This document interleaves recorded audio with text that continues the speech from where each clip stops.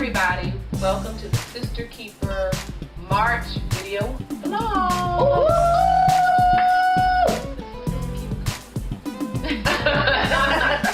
We're gonna start off this video the way we start off all our videos with the Sister Keeper pledge. I will be motivated by love in all I do through Sister Keeper. I will lift my fellow sister. I refuse to tear her down. I will protect my fellow sister, her privacy and dreams. I will hold my fellow sister accountable through honesty, direct communication, and tough love. Always keep it real. I vow to be my sister's keeper. So now let's jump into our March blog topics and discussions and our Talk About It Tuesday discussion. Yep. All right. I think we kicked off the month with the definition of success. Yes. Mm-hmm. Basically, we asked the question, what would you do if you couldn't fail? Mm-hmm. So, ladies, let's start it off. I mean, what would we do if we knew that we could not fail, if we knew that we were going to be successful, we had the guarantee of success? I do everything possible that I wanted to do. I mean, the possibilities are endless. If you knew you could not fail, you would do everything you ever dreamed of when you were a child to adulthood. Right. You would do anything. Anything. I think we are taught negativity from the beginning, how to Not do. not do. Right, yeah. Or doubt ourselves. Yes. Or from kids, people say, you can't do that. Mhm. That's Yeah. no. That's, we are not taught to, think different. Yeah. But it's amazing because that's what our faith teaches us, that Right. you cannot fail. With God backing you, you cannot fail. Mm-hmm. So that's definitely a question we need to hold in our hearts and minds. Oh, yeah. And evaluate. That's right. I wrote the blog for the definition of success, and one of the things that I did a lot of soul searching, and I realized is that what would define success for my life and for me is for me to fully determine what God wants me to do with my life, find my calling, my purpose, my destiny, Yeah. and fulfill it. That's right. And if I do that, if I do what God placed me on this planet to do, then I can say within my heart and soul that I was a success. Yes. And nobody else can say that for you. You got to determine it for yourself. That's right. So our next blog topic and Talk About It Tuesday topic was becoming your own cheerleader. The blog was written by Shanika Tyler. And our Talk About It Tuesday topic was when difficult times bring you down, how do you encourage yourself? So Shanika, why don't you kick that off and talk about what prompted you to write the blog and Well,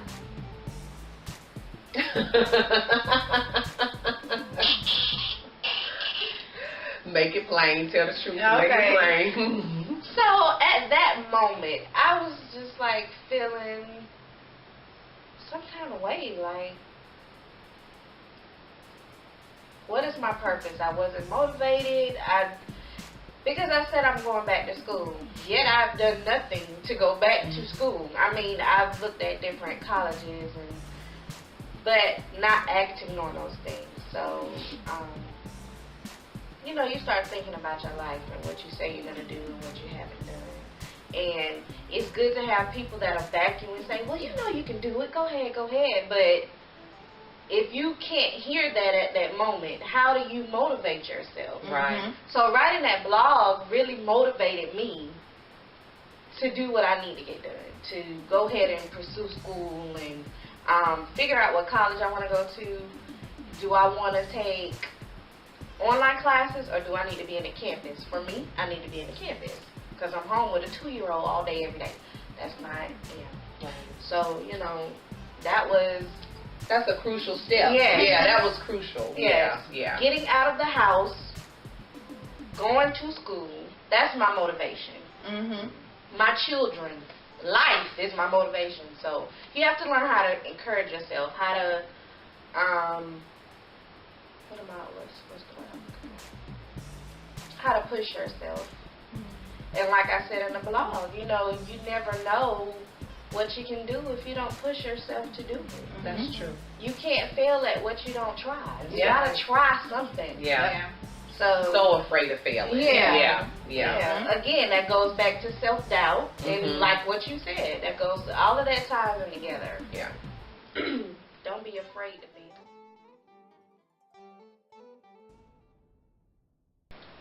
I go back to the time when my husband was in the hospital. He was in ICU. They had just put him on a ventilator, and this was before y'all got down there because all my girlfriends rushed to Charleston to be with me.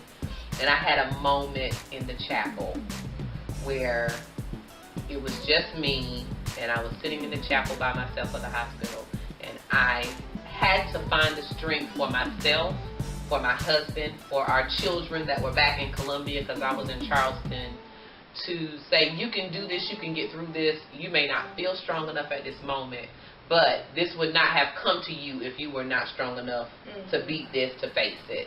And I just literally laid myself on the altar of that chapel and cried my heart out to God. Lord, help me get through this. Show me how to get through this, this next 5 minutes. And he did. He sent my friends. He sent my family. He sent words of encouragement to me. And I think the most crucial thing, and you just touched on this, is determining when you reach that point where you don't know what you're going to do and how to motivate yourself, is to be able to say that. Like, take the pride out of the situation. I said I was going to do this, but I couldn't. So God definitely met me at the point of my need, and I was able to get through it and encourage myself in that moment when I felt alone. For me, I go back to when I first started at Virginia College, and because I was very depressed, very down on myself, feeling like, oh, nobody loves me, just all through this whole self-esteem thing I had going on. So actually, once I signed up for school and I went that first day, it just clicked for me. And it came on, okay, Stacey, now you got this going on for yourself. Now you can feel better about yourself. Don't worry about what everybody else is feeling or what they're thinking about you. You know what you're trying to do and what you're focusing on. So when I actually went to school and I got my books and I got my uniforms, I knew it was real. I knew it was something that's going to change me completely. Because it's like you're being productive. Yeah. Right. Yeah, you're not sitting home. See, that was my problem now. You're sitting home and you feel like you're doing nothing. So when you become productive and you start doing things and you get out of the house and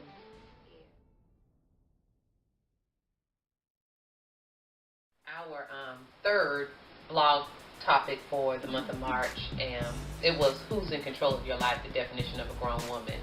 And Stacey wrote the blog for that. It was Stacey's first blog. Sister Keeper. All 4 ladies of Sister Keeper blogged in the month of March. Big deal. yes. So we want Stacey to kick off that discussion for who's in control of your life, definition of a grown woman. I wrote this again from within, because I'm going through a lot of things in my home relationship, however, so I had to think about what I was going through, because I'm not the only person who's going through it. Somebody else is going through it, and I just felt like if I can just speak about how I'm feeling or what I need to do to change that, then I help somebody else. So I just feel like in the blog I said, I'm always a people pleaser.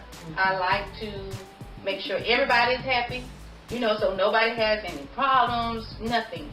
I'm not like for nobody to help me. I'm a helper. I like to help everybody. So for me, I felt like this was the thing for me to do. It was something for me to talk about, and I don't know, I just really was into it. I was really into it. I was really into figuring out that I'm in control, not my relationship, not nobody else, not my mom, not my sister, not my brother, not my friends. It's me. I have to take control of me and take care of me. Right. Because nobody can take care of you like you. Amen to that. That's why I had to say that.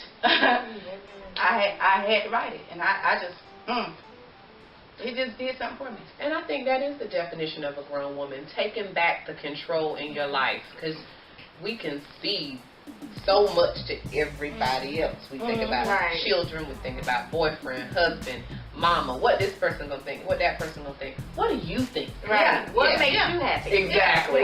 Exactly. One of my quotes I yourself before anybody else and let God do the rest. Yes.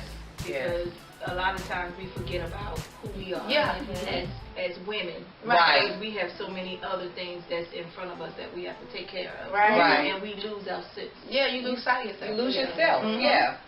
You lose it all. Just giving. Yeah. You forget. Yeah. You know? Give something to yourself. Give something to yourself. You know, take your day out. Go sit at the cafe and drink coffee, or go get your nails done by yourself. Don't take no children with you, and you know, just meditate by yourself and have your self time.